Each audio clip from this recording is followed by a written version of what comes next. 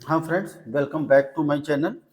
और हम लोग तीसरे और आखिरी सेशन में अब देखने जा रहे हैं पीसीएस 2023 के क्वेश्चन। अगला है, यहाँ पर हम क्वेश्चन नंबर 101 देखने जा रहे हैं। और क्वेश्चन नंबर 101 है, निम्नलिखित में से कौन सी क्रिया आर्थिक क्रिया नहीं है।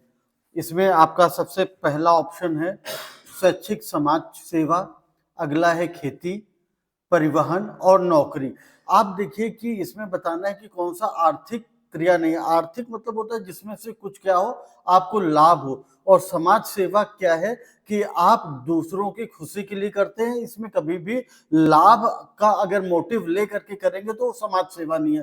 तो इसका आंसर क्या हो जाएगा, ए। जबकि खेती हमेशा क्या है, एक आर्थिक क्रिया है। परिवहन भी आर्थिक क्रिया है। और नौकरी जो है आप सिर्फ अपना अर्थ कमाने के लिए ही करते हैं। अगला है, अगला क्वेश्चन अगर आप देखें तो ये करंट से जुड़ा हुआ मुद्दा है, इसको हम क्या कर दे रहे हैं, हटा दे रहे हैं। इसके बाद हम लोग अगले प्रश्न पर आ रहे हैं। अगला क्वेश्चन, निम्नलिखित में से कौन हड़प्पा संस्कृति के पूर्वी सीमांत का निर्धारण करता है। पहला है मांडा, दूसरा है हड़प्पा, तीसरा है आलमगीरपुर और चौथा है राखीगढ़ी। तो अगर आप सबसे पूर्वी सीमा का अगर निर्धारण की बात करें तो हिंडन नदी पर स्थित आलमगीरपुर क्या करता है कि ये पूर्वी सीमा का निर्धारण करता है। जबकि अगर पश्चिमी सीमा की अगर हम बात करें तो आपका सुत काकेडोर जो है, जो अफगानिस्तान में है, वो निर्धारित करता है। और इसका उत्तरी सिरा जो है जम्मू कश्मीर के अखनूर जिले का करता है। जबकि दक्षिणी जिला क्या है, महाराष्ट्र को रिप्रेजेंट करता है। हम लोग अगले प्रश्न पर आ रहे हैं। अगला है बायोलॉजिकल ऑक्सीजन डिमांड, बीडीओ, किसके लिए एक मानक मापदंड है। और यहाँ पर अब हम लोग ऑप्शन देख रहे हैं। पहला ऑप्शन है जलीय पारिस्थितिकी तंत्र में प्रदूषण की जांच के लिए। दूसरा ऑप्शन है उच्च ऊंचाई वाले क्षेत्र में ऑक्सीजन की जांच के लिए। तीसरा है वन पारिस्थितिकी तंत्रों में ऑक्सीजन के संग्रहण के लिए। और आखिरी है रक्त में ऑक्सीजन की स्तर की जांच के लिए।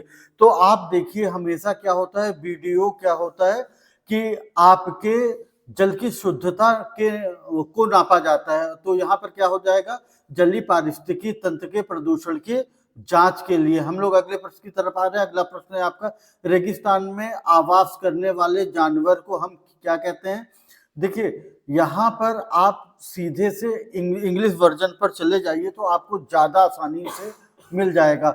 आप देखिए यहाँ पर क्या है, जीरो कोल शब्द का यूज किया गया है। अब यहाँ पर अगर आप समझें कि जहां पर भी XERO शब्द आ जाए वो किसको रिप्रेजेंट करता है, कम पानी को या ना पानी को। जैसे आप देखिए जीरोक्स मशीन में क्या है कि जब भी प्रिंटिंग होती है तो उसमें क्या है, पानी का यूज नहीं होता है। तो यहाँ पर अब मैं ऑप्शन बता रहा हूं, यहां से आप क्या करेंगे, आंसर बताएंगे। पहला है मरुद्विज जानवर, दूसरा है वृक्षवासी जानवर, तीसरा है बिल बनाने वाले जानवर और आखिरी है स्थलीय जानवर। तो आप क्या है, जीरो शब्द को ले तो यहाँ पर आंसर क्या हो जाएगा, आपका आंसर एक हो जाएगा, ए पहला। हम लोग अगले प्रश्न पर आ रहे हैं। यहाँ पर क्या है, नदियां दिया है और उनके आपको उद्गम स्थल को बताना है। तो यहाँ पर आप देखिए यमुना की अगर आप बात करें तो सीधे यमुना क्या निकलती है, यमुनोत्री से निकलती है और गंगा गंगोत्री से निकलती है। तो ए का 4। दूसरे पर आ रहे हैं कृष्णा। कृष्णा क्या है, महाबलेश्वर से निकलती है। तो यहाँ पर क्या हो जाएगा, बी का 3। अगला है गोदावरी। गोदावरी कहाँ से निकलती है, नासिक से निकलती है। जबकि महानदी मध्य प्रदेश के सिंघवा से निकलती है। तो यहाँ पर सब मैच हो रहा है आपका ऑप्शन ए से। हम लोग अगले प्रश्न की तरफ आगे बढ़ रहे हैं। अगला प्रश्न है कि यहाँ पर आपको क्या करना है, पासेस यानी दर्रा और राज्यों का सही सुमेलन बताना है। तो यहाँ पर आप देखिए माना, अगर आप देखें माना, नीति, ये सब कहाँ है, उत्तराखंड में है। तो इसका क्या हो जाएगा कि ये सही सुलेमित नहीं है। अगला है नीति। नीति क्या है, उत्तराखंड में है, अभी बताया आपका। दीफू कहाँ है, आपका अरुणाचल का है, लद्दाख में नहीं हो सकता। और अगला है अघिल, ये क्या है, आपके अरुणाचल का नहीं है। तो यहाँ पर क्या है, माना, नीति, ये सब कहाँ स्थित है, उत्तराखंड में स्थित है। हम लोग अपने अगले प्रश्न की तरफ आ रहे हैं। अगला प्रश्न है, निम्नलिखित में से कौन सा संगठन दिल्ली के वायसराय लॉर्ड होल्डिंग पर बम फेंकने के लिए उत्तरदायी था? पहला है अनुशीलन समिति, अगला है अखिल भारतीय मजदूर संघ, अगला है युगांतर और आखिरी है आपका यूनाइटेड पेरियोडिक एसोसिएशन। तो आप देखिए कि अनुशीलन समिति इसका सही आंसर है। और जिस समय राजधानी परिवर्तन किया जा रहा था, कलकत्ता से दिल्ली लाया जा रहा था, तो उसी समय क्या है, लॉर्ड होल्डिंग पर क्या है, बम फेंका गया और इसका आरोप क्या लगा, अनुशीलन समिति पर लगा। अगला प्रश्न, आर्थिक विकास में मानव संसाधन का योगदान के संदर्भ में निम्नलिखित में से कौन सा कथन सही है? तो आपका पहला कथन है आर्थिक विकास का जनसंख्या वृद्धि पर प्रभाव है, बिल्कुल सही बात है। दूसरा है जनसंख्या वृद्धि का आर्थिक विकास पर प्रभाव है, बिल्कुल सही है। दोनों क्या है, वाइसी वर्सा है, यानी एक दूसरे से संबंधित है। अगला है, आप अगर यहाँ पर देखें तो कुछ सतत विकास के लक्ष्य दिए गए हैं और उनका संबंध दिया गया है। तो यहाँ पर आप देखिए, पहला है SDG 10। तो अगर SDG 10 का आप संबंध देखें तो इसका है असमानताओं में कमी। SDG 13 की बात करें तो ये क्लाइमेट एक्शन से है, जलवायु क्रिया से संबंधित है। अगला है SDG 14, अगर इसकी हम बात करें तो ये पानी के नीचे के जीवन की बात करता है। और आखिरी है SDG 15। तो इसका सही आंसर जो है आप देखेंगे कि C है, यानी आखिरी वाले को अगर हम मैच करें तो ये आ जाएगा आपका जमीन पर जीवन से रिलेटेड है। आगे के क्वेश्चन अब आपको बताएंगे। नेक्स्ट क्वेश्चन देखते हैं हम लोग। क्वेश्चन नंबर 111, निम्नलिखित में से कौन सा युग्म दर्शन और प्रचारक से संबंधित दिया हुआ है? एक तरफ दर्शन है और दूसरी तरफ उनके प्रचारक हैं। तो वैशेषिका किससे संबंधित है? तो पतंजलि। और इनके प्रचारक कौन थे? पतंजलि। और नेक्स्ट क्या है ऑप्शन? न्याय गौतम। और सी ऑप्शन है मीमांसा कंद। और उत्तर मीमांसा कपिल। तो इसमें ऑप्शन हो जाएगा हमारा ऑप्शन बी, न्याय गौतम। नेक्स्ट क्वेश्चन है 112, खरीदार कौन था? तो ये हिस्ट्री का क्वेश्चन है हमारा और इसमें देखते हैं खरीदार कौन था। तो इसमें परगना का प्रमुख अफसर, शाही महल का प्रधान संरक्षक, अधिकारी जो हिसाब किताब में प्रवीण होता था, फरमानों को भेजने वाला अधिकारी। तो खरीदार कौन होता था? ये होता था फरमानों को भेजने वाला अधिकारी। तो क्वेश्चन नंबर 113 देखते हैं, निम्नलिखित में से किस स्थान पर अलकनंदा एवं भागीरथी नदी मिलती है? तो हमें इसमें अलकनंदा और भागीरथी नदी के मिलने का स्थान बताना है। तो इसमें हमारा अलकनंदा और भागीरथी नदी को देखा जाए तो ये देवप्रयाग में जाके मिलती है। तो बाकी सारे ऑप्शन हमारे गलत हैं। ऑप्शन ए देवप्रयाग सही हो जाएगा। नेक्स्ट क्वेश्चन क्या है 114, the challenge of world poverty पुस्तक किसने लिखी? तो the change of world poverty पुस्तक अगर देखें तो ये गुन्नार मिर्डल ने लिखी है। तो नेक्स्ट क्वेश्चन 114 क्वेश्चन का हमारा ऑप्शन डी सही हो जाएगा, गुन्नार मिर्डल। नेक्स्ट क्वेश्चन 115, रियो शिखर सम्मेलन 1992 का एजेंडा 21 संबंधित है। तो रियो शिखर सम्मेलन 1992 का एजेंडा क्या था हमारा? तो इसका एजेंडा था सतत विकास से। रियो जो शिखर सम्मेलन हुआ था 1992 में, उससे एजेंडा 21 से सतत विकास से संबंधित था। नेक्स्ट क्वेश्चन नंबर 116, केंद्रीय बजट 23-24, ये हमारा करंट का क्वेश्चन है, इसे हम स्किप कर देते हैं। नेक्स्ट क्वेश्चन देखते हैं, क्वेश्चन नंबर 117, जल रोकथाम एवं प्रदूषण नियंत्रण जल अधिनियम को निम्नलिखित में से किस वर्ष बनाया गया? तो इसमें हमें देखना है जल अधिनियम किस वर्ष बनाया गया। तो जल अधिनियम हम देखें तो 1974 में हमारा जल अधिनियम बना था, जिसके रोकथाम एवं प्रदूषण पर नियंत्रण करने के लिए ये अधिनियम लाया गया था। नेक्स्ट क्वेश्चन है 118, मानव हृदय कितने चेंबर घटकों में बना होता है? तो मानव हृदय हमारे 4 चेंबरों में बटा हुआ होता है। ये सब केवल फैक्ट वाला क्वेश्चन है और बहुत आसान क्वेश्चन है। और क्वेश्चन नंबर 19, निम्न में से यूक्रेन का सबसे बड़ा कोयला उत्पादक केंद्र कौन सा है? तो यूक्रेन का सबसे बड़ा कोयला उत्पादक हमें बताना है यहाँ पे। तो यूक्रेन का सबसे देखा जाए तो सबसे बड़ा कोयला उत्पादक डोनेटस्क है, और ये ऑप्शन हो जाएगा 119 का डी, डोनेटस्क। क्वेश्चन नंबर 120 देखते हैं, भारत के G20 प्रतीक चिन्ह के संदर्भ में ये हमारा क्या है, करंट का क्वेश्चन है, तो इसे हम स्किप कर देते हैं। और नेक्स्ट क्वेश्चन आप हमारे सर के साथ देखिए, क्वेश्चन नंबर 121। हाँ फ्रेंड्स, अब हम लोग आते हैं क्वेश्चन नंबर 121 पर। 121 क्वेश्चन है, पुराणों के संदर्भ में निम्नलिखित कथनों पर विचार करते हुए आपको बताना है कि कौन सा कथन आपका बिल्कुल सही है। पहला है आपका क्वेश्चन, विष्णु पुराण से मौर्य वंश की जानकारी मिलती है। ये बात बिल्कुल सही है, क्योंकि जब भी अगर हम मौर्य वंश की अगर सूची को देखें तो इसका उल्लेख विष्णु पुराण में किया गया है। अगला है, वायु पुराण गुप्त पुराण की शासन व्यवस्था पर प्रकाश डालता है। ये भी स्टेटमेंट क्या है, बिल्कुल सही है। तो इसका आंसर क्या हो जाएगा, डी हो जाएगा। अगला प्रश्न आपका करंट से जुड़ा हुआ मुद्दा है और इसको हम क्या कर देते हैं, हटा देते हैं। अगला प्रश्न है, निम्नलिखित कथनों में से ग्राम सभा के संदर्भ में निम्नलिखित कौन सा कथन सही नहीं है? तो यहाँ पर अगर हम देखें तो पहला है, इसके कार्य और शक्तियां ग्राम स्तर पर उसी प्रकार से है जैसे राज्य व्यवस्थापिका में राज्य स्तर पर होते हैं। बिल्कुल सही बात है। अगला है, इसकी शक्तियों का निर्धारण केंद्रीय सरकार के द्वारा होता है। तो ये स्टेटमेंट बिल्कुल गलत है। और अभी मैंने थोड़ी देर पहले आप लोगों को बताया था कि पंचायत क्या है, राज्य सूची का विषय है और इसका केंद्र से कोई लेना देना नहीं है। तो यहाँ पर क्या है कि लिखा हुआ है केंद्रीय सरकार द्वारा होता है, तो ये स्टेटमेंट बिल्कुल गलत है। इसके बाद अगला है, यह ग्राम सभा स्तर की सभा है जिसमें पंचायत के क्षेत्र के सभी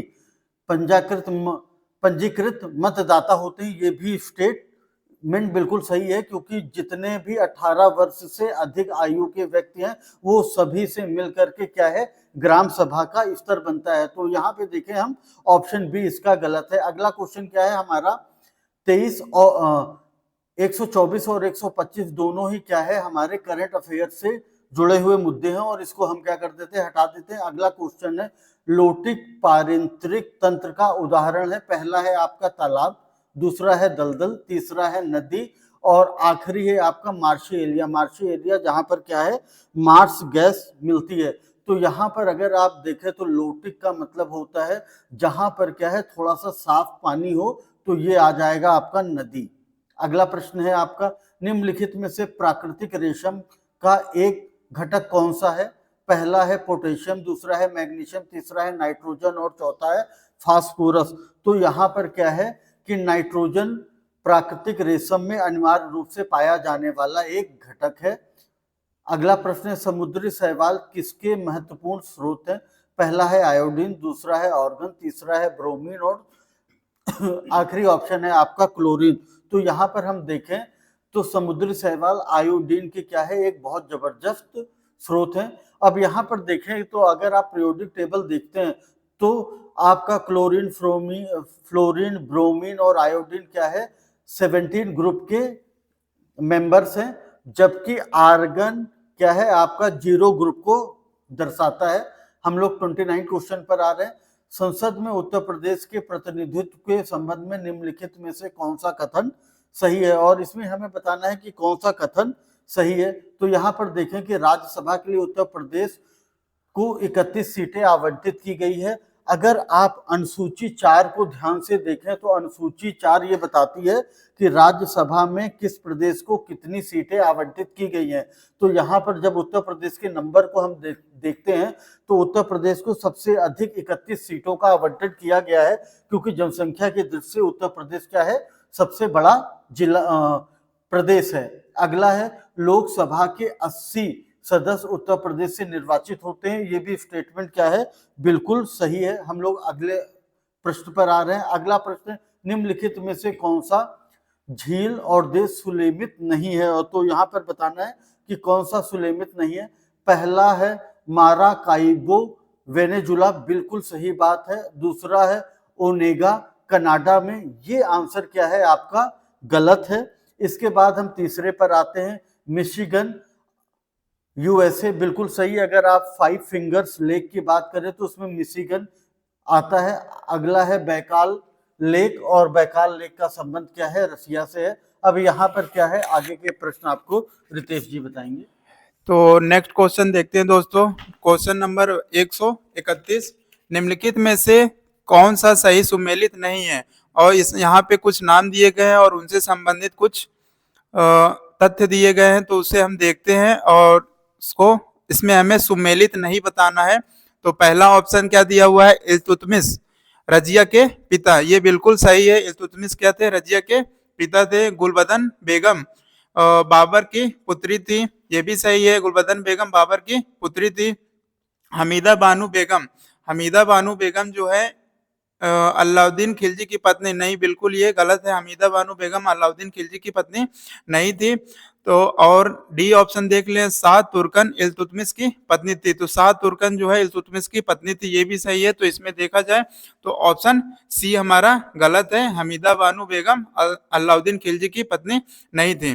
नेक्स्ट क्वेश्चन 132 देखते हैं। दिसंबर 2022 में जारी सामाजिक प्रगति सूचकांक, ये हमारा एक करंट का क्वेश्चन है, तो इसे हम स्किप कर देते हैं।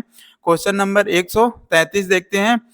डीकिन विश्वविद्यालय के संदर्भ में निम्नलिखित कथनों में से कौन सा या कौन से सही हैं? तो इसमें हमें डीकिन विश्वविद्यालय के संदर्भ में दो कथन दिए गए हैं और हमें इसमें से बताना है कि कौन सा कथन सही है और कौन सा नहीं है। तो यह एक स्वतंत्र परिसर के माध्यम से भारत में प्रवेश करने वाला पहला विदेशी विश्वविद्यालय है और इसे महाराष्ट्र में स्थापित किया जा रहा है। तो इसमें पहला कथन हमारा गलत दिया हुआ है। यह एक स्वतंत्र परिसर के माध्यम से भारत में प्रवेश करने वाला पहला विदेशी विश्वविद्यालय नहीं है। इससे पहले और भी विश्वविद्यालय भारत में प्रवेश कर चुके हैं। तो दूसरा क्या है, इसे महाराष्ट्र में स्थापित किया जा रहा है। हाँ, तो इससे डीकिन विश्वविद्यालय को महाराष्ट्र में स्थापित किया जा रहा है। तो इस ऐसे में हमारा क्या हो जाएगा, आंसर बी सही हो जाए। आंसर बी केवल एक सही है, सॉरी। इसमें पहला हमारा कथन सही है। पहला विश्वविद्यालय है जो विदेशी विश्वविद्यालय है जो इसमें भारत के स्वतंत्र परिसर के माध्यम से भारत में प्रवेश करने वाला पहला विश्वविद्यालय है। तो हमारा ऑप्शन बी सही हो जाएगा, केवल एक। नेक्स्ट क्वेश्चन देखते हैं 134, निम्नलिखित में से कौन सा तत्व नोबल गैस नहीं है? तो 134 का देखते हैं। नोबल गैस अगर हमारा देखें तो नोबल गैस हम लोग का एक्टिनियम में से कौन सा तत्व नोबल गैस नहीं है? तो एक्टिनियम हमारा नोबल गैस नहीं है। नेक्स्ट क्वेश्चन है, साहित्य अकादमी पुरस्कार 2022 प्राप्त करने वाले प्रसिद्ध उपन्यास all the lives we never lived के, ये हमारा एक करंट का क्वेश्चन है, इसे हम स्किप कर देते हैं। क्वेश्चन नंबर 136 भी करंट का क्वेश्चन है। नेक्स्ट ये भी हमारा करंट का क्वेश्चन है। और 138 देखते हैं। क्वेश्चन नंबर 138 क्या है, चरक संहिता कितने अध्यायों और खंडों में विभाजित है? तो चरक संहिता को अगर देखें तो इसमें ऑप्शन क्या दिया है, 60 अध्यायों और 8 खंडों में। तो चरक संहिता को देखा जाए तो ये 120 अध्याय और 8 खंडों में विभाजित है। तो हमारा यहाँ पे आंसर क्या हो जाएगा, आंसर बी, ऑप्शन बी सही हो जाएगा। 120 अध्याय और 8 खंडों में विभक्त है। नेक्स्ट क्वेश्चन क्या है, भारत का प्रथम national centre for marine biodiversity NCBM स्थित है? तो मरीन बायोडायवर्सिटी एनसीबीएम कहाँ पे स्थित है? तो मरीन बायोडायवर्सिटी हम लोग का जामनगर में स्थित है। वो भारत का प्रथम नेशनल सेंटर है, किस लिए, फॉर मरीन बायोडायवर्सिटी के लिए। नेक्स्ट क्वेश्चन है, दक्षिणी गोलार्ध में हवा की बाई ओर विक्षेपित होने का क्या कारण है? तो इसमें हमें बताना है कि दक्षिणी गोलार्ध में जो हवा विक्षेपित होती है, बाईं ओर विक्षेपित होती है, उसका क्या कारण है? तो इसमें कारण हम लोग को ऑप्शन दिया है, चुंबकीय क्षेत्र, कोरियोलिस बल, तापमान और दाब। तो इसमें हमें ऑप्शन बी सही है, कोरियोलिस बल। कोरियोलिस बल के ही से ही हम हवा का बाईं ओर विक्षेपित होने का कारण है। और नेक्स्ट क्वेश्चन हम आप लोग सर के साथ देखिए, क्वेश्चन नंबर 141। हाँ तो फ्रेंड्स, हम लोग क्वेश्चन नंबर 141 देखते हैं। 141वां क्वेश्चन है आपका, किस प्रकार का टीका डिप्थीरिया से बचाता है? तो अगर आप देखें तो डिप्थीरिया, काली खांसी वगैरह से हमको क्या लगाए जाते हैं? कुछ टीके लगाए जाते हैं। और यहाँ पर आप अगर ऑप्शन देखें तो ऑप्शन सी इसका क्या है, बिल्कुल सही है। अगले प्रश्न पर आते हैं, 142 क्वेश्चन पर। सर्वोच्च न्यायालय के एक न्यायाधीश का त्यागपत्र संबोधित होता है, और आपके ऑप्शन है भारत राष्ट्रपति को, ऑप्शन बी है प्रधानमंत्री को, ऑप्शन सी है सीजेआई को, और आखिरी है सर्वोच्च न्यायालय के वरिष्ठतम न्यायाधीश को। तो अगर हम यहाँ पर इसको अगर हम आंसर देखें इसका, तो भारत के राष्ट्रपति को इसको संबोधित करके दिया जाता है। और आप देखिए कि यहाँ पर अगर हम देखें तो न्यायपालिका कार्यपालिका से पूरी तरीके से स्वतंत्र है, ये बात जो है अनुच्छेद 50 में कही गई है। तो अगर न्यायपालिका का कार्यपालिका से कोई मतलब होगा ही नहीं। अगर हम यहाँ पे कार्यपालिका देखें तो कार्यपालिका में आपका प्रधानमंत्री आ जाते हैं। आपके जो सीजीआई है ये उसी के भाग हैं, इसलिए उनको जो है नहीं दिया जाएगा। जब सीजीआई को नहीं दिया जा रहा है तो वरिष्ठतम न्यायाधीश का क्या मतलब हो सकता है? तो यहाँ पर आंसर क्या हो जाएगा? ए, राष्ट्रपति को। हम लोग अगले प्रश्न की तरफ आगे बढ़ते हैं। अगला प्रश्न, निम्नलिखित में से कौन एक कीटभक्षी पौधा है? और इसमें आपका जो है आंसर है ऑप्शन डी, नेपेथिस क्या है, एक कीटभक्षी पौधा है। अब आप समझिए कि कीटभक्षी पौधे क्या होते हैं। कीटभक्षी पौधे ऐसी जगह पर उगते हैं जहां पर क्या है, नाइट्रोजन की बहुत कमी होती है। तो उस कमी को पूरा करने के लिए क्या करते हैं कि है अपने सुंदर फूल प्रदर्शित करते हैं, और जिससे आकर्षित होकर के क्या है कि देखेंगे आप कि कीट उनकी तरफ आकर्षित होते हैं, और जैसे ही वो उसकी तरफ आकर्षित होते हैं और वो क्या है कीटों का भक्षण कर लेते हैं। इसी कारण उन्हें हम क्या कहते हैं, कीटभक्षी पौधा कहते हैं। अगला प्रश्न देखें, निम्नलिखित में से कौन mRNA वैक्सीन है जिसका उपयोग कोविड-19 संक्रमण के विरुद्ध किया जाता है? और आपके ऑप्शन जो है यहाँ पर देखें तो पहला है सिनोवैक, दूसरा है नोनोवैक, तीसरा है मॉडर्ना, और आखिरी है स्पुतनिक। तो यहाँ पर आपका ऑप्शन सी क्या है, बिल्कुल करेक्ट आंसर है। अगला प्रश्न है, भारत में जनगणना का कार्य सर्वप्रथम कब किया गया था? 1871 में, 1881 में, 1850 में या 1861 में? तो यहाँ पर अगर हम देखें तो इसका सही आंसर जो है ऑप्शन है 1871 में क्या है, इसकी पहली गणना हुई थी, जबकि 1881 से भारत में नियमित रूप से जनगणना का कार्य शुरू किया गया। आपका क्वेश्चन अगला है, जिसमें क्या है आपको बताना है कि कौन सा सुलिमित नहीं है। अनुसूचियां दी गई हैं और इसमें क्या है सुलिमित नहीं बताना है। पहला है तीसरी अनुसूची, तो तीसरी अनुसूची शपथ एवं प्रतिज्ञान का प्रारूप है, ओथ एंड अफर्मेशन के बाद तीसरी अनुसूची करता है। अगर आप देखें तो पहला क्या बताता है, संघ एवं राज्य क्षेत्र की बात करता है, दूसरा संघ के पदाधिकारियों की बात करता है, और तीसरा क्या करेगा, शपथ एवं प्रतिज्ञान की बात करेगा। अगला है 10वीं अनुसूची, तो 10वीं क्या है, दल बदल के आधार पर निरहरता की बात करता है, जिसे हमने क्या किया था 1985 ईस्वी में जो है राजीव गांधी सरकार ने जोड़ा था। अगला है 8वीं अनुसूची, भाषा से बिल्कुल सही बात है। और 9वीं है राज्यसभा में आवंटन। अगर हम चौथी अनुसूची को देखें तो मैंने बार बार अभी आपको बताया कि चौथी अनुसूची किसकी बात करता है, राज्यसभा में सीटों के आवंटन की बात करता है, जबकि अनुसूची 9 किसकी बात कर रहा है, कुछ विधियों के विधिमान्यकरण की। विधिमान्यकरण का मतलब है कि इसमें भूमि सुधार आदि से जुड़ी हुए कुछ मुद्दे थे जिनको क्या है 9वीं अनुसूची में डाला गया, और अनुसूची 9वीं में डालने का उद्देश्य था कि न्यायिक समीक्षा से क्या किया जाए, इनको रोका जाए। लेकिन आगे जाकर के एक प्रसिद्ध केस में क्या किया गया कि 9वीं अनुसूची में डाले जाने पर भी न्यायिक समीक्षा को रोका नहीं जा सकता है। आप लोगों को कमेंट में ये बताना है कि वो प्रसिद्ध केस कौन सा था।